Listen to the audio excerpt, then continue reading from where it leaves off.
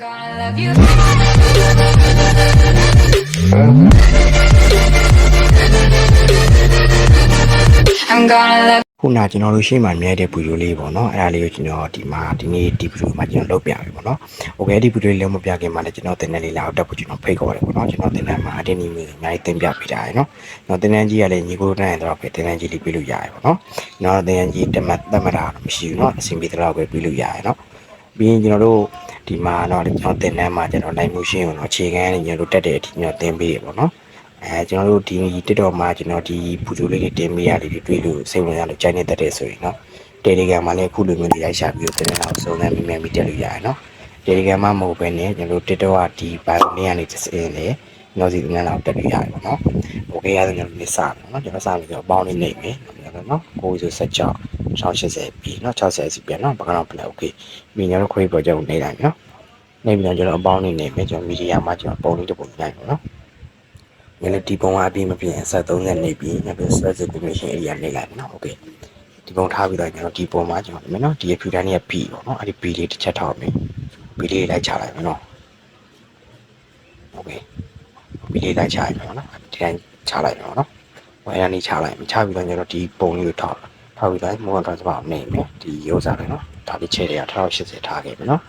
်ပြီးကျွန်တော်ရှေ့တစ်ချက်ဒါလေးနဲ့သွားမယ်နော်ဒါလေးနဲ့သွားမယ်ပြီး1080ထားခဲ့မယ်ပြီးကျွန်တော်ညမှာရှေ့တစ်ချက်ယူသွားမယ်1080ထားခဲ့မယ်နော်ဟိုဒီနှစ်ခုကီးဖိနှစ်ခုကြားမှာနော်ဒီကြားမှာဒါကီးဖိကြားမယ်ဒါလေးကိုညတို့နည်းနည်းချဲလိုက်တော့နော်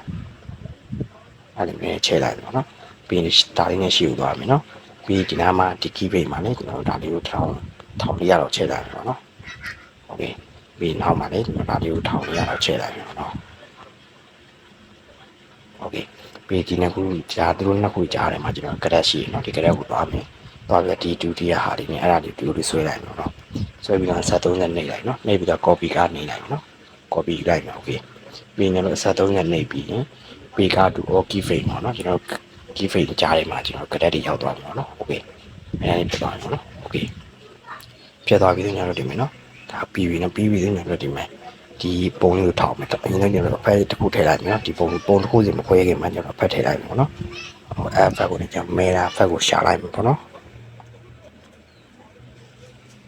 ဘယ်တော့ဒီ file တော့အဲ့ဒါလေးကိုထောက်မယ်ထောက်ပြီးတော့ဒါလေးနေလိုက်မယ်နော်โอเคအဲ့ဒါလေးထောက်မယ်ဒီရှိကိုလာမယ်ပေါ့နော်ကျွန်တော်โอเ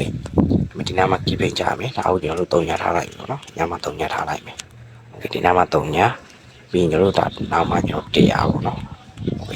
ဒီတိုင်းပဲနော်ကျွန်တော်ရှိမှာ3ညနော်ကျွန်တော်တို့โอเคနောက်မှာ100နော်အဲ့ဒါရှိနောက်0 3ညနဲ့100နှစ်ခုပါဒီလောက်ရမယ်နော်โอเคပြီးဒီနားမှာကျွန်တော်တို့3ညပြန်ထားမယ်နော်โอเคပြီးတော့ဒီနောက်မှာတရားပြန်လာလိုက်ပြီပေါ့နော်โอเคတခုချင်းနေပေါ့နော်အဲ့ဒါနေပြသွားဖြစ်တော့လူနှစ်ယောက်ကြားထဲမှာလာပြီးကရက်ဆွဲပေါ့နော်ဒီကရက်ကိုတတိယမြောက်ကရက်ကိုထောက်မယ်ထောက်ပြီးကရက်ကိုဒီတိုင်းလေးဆွဲလိုက်ပြီပေါ့နော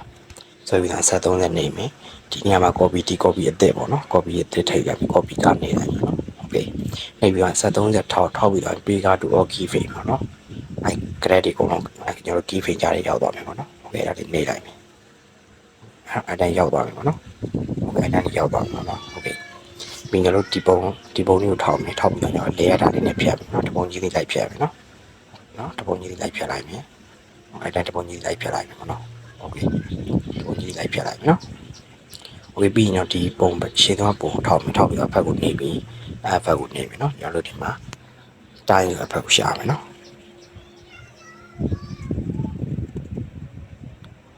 ်တိုင်းရဖက်ကိုရှာလိုက်ပြီပေါ့နော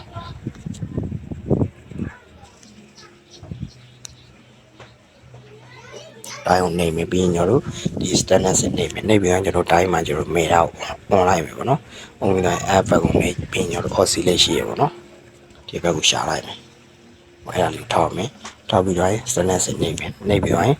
ကျွန်တော်တို့ဒီမှာဒီရှိမှလာမယ်။ angle ကိုကျွန်တော်တို့3ညရင်ထားလိုက်မယ်ပေါ့နော်။ angle ကို3ညထားလိုက်မယ်။3ညထားခဲ့မယ် key frame နော်ဒီ key frame ကိုထားလိုက်နော်။အဲ့ဒါလေးထောက်လိုက်မယ်။ထောက်ပြီးတော့နောက်ကိုသွားမယ်။ဒါလေးကိုကျွန်တော်နည်းနည်းချဲလိုက်မယ်ပေါ့နော်။140လောက်ချဲလိုက်မယ်။နည်းနည်းတော့ချဲလိုက်မယ်နော်โอเคအဲ့လောက်ထားလိုက်မယ်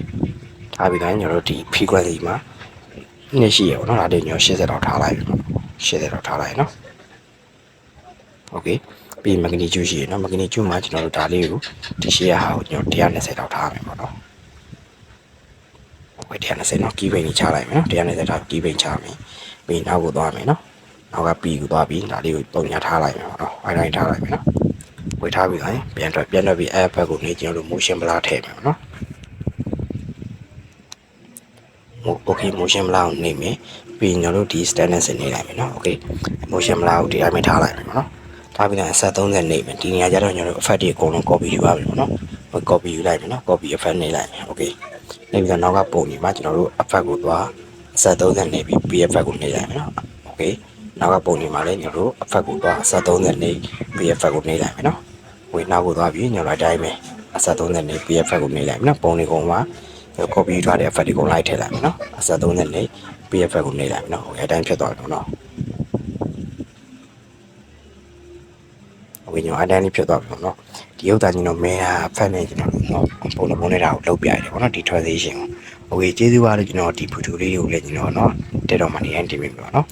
ကျွန်တော်စီမှာလည်းတင်နန်းလာတော့တက်ဖို့ကျွန်တော်ဖိတ်ခေါ်ရပါနော်โอเคကျေးဇူးပါတယ်ကျွန်တော်နောက်ဗီဒီယိုမှာပြန်နေတွေ့မယ်နော်အားလုံးပဲတတားဘိုင်ဘိုင်